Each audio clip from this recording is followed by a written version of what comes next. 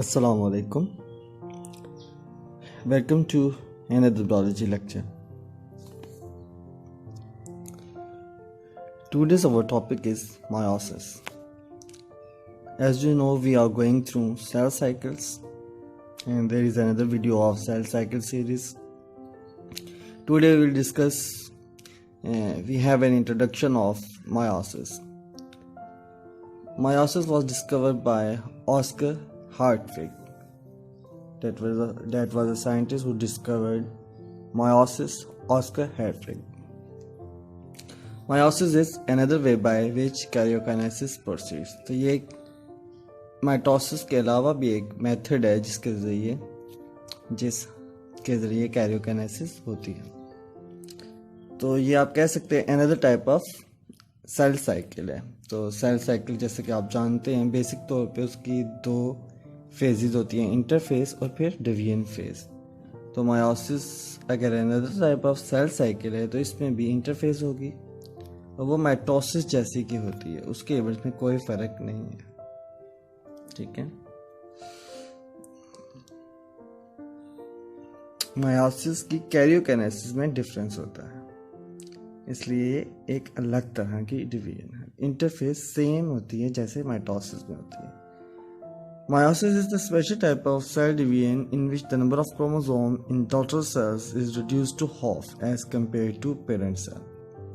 तो meiosis जो है एक ख़ास तरह की सेल डिवीजन है जिसमें क्रोमोसोम का नंबर आधा हो जाता है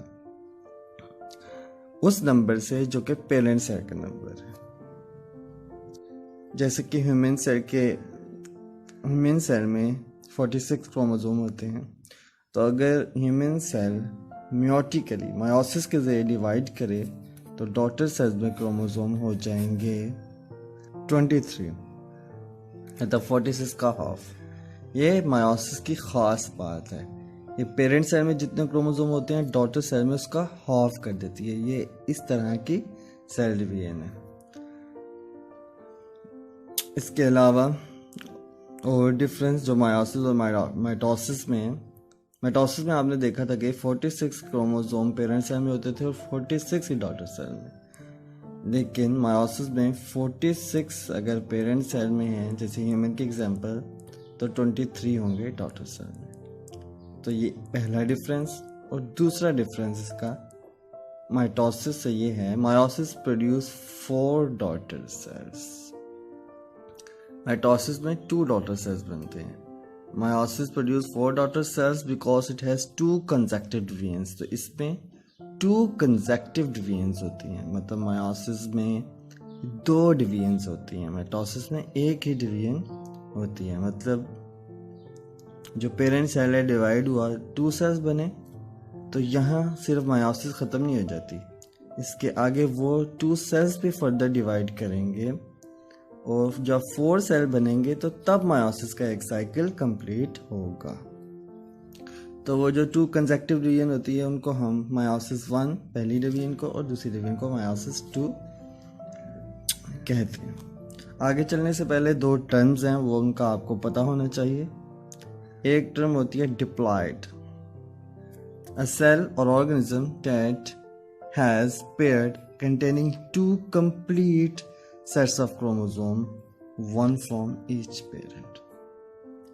तो डिप्लॉयड ऐसे सेल या ऑर्गेनिज्म को कहते हैं जिसके पास जोड़े, मतलब क्रोमोसोम के जोड़े हों या 2 कंप्लीट सेट्स हों क्रोमोसोम के दोनों पेरेंट्स से. मतलब उसने जो फादर से सेट लिया था क्रोमोसोम का और मदर से, वो दोनों ही उसमें मौजूद हों, तो ऐसे ऑर्गेनिज्म या सेल को डिप्लॉयड कहते हैं. उसमें पेयर्ड क्रोमोसोम होते हैं. हैप्लॉयड, ये डिप्लॉयड का ऑपोजिट है.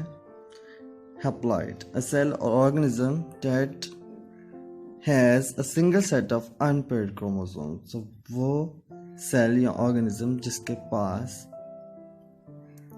अ सिंगल सेट ऑफ क्रोमोसोम हो. सिंगल सेट होगा तो अनपेयर्ड होगा. ठीक है, मतलब उसका जो क्रोमोसोम नंबर है वो डिप्लॉयड से हाफ हो गया. तो इसी तरह के सेल मायोसिस के नतीजे में बनते हैं. जैसे कि ह्यूमन का डिप्लॉयड नंबर 46 और हैप्लॉइड नंबर 23 है।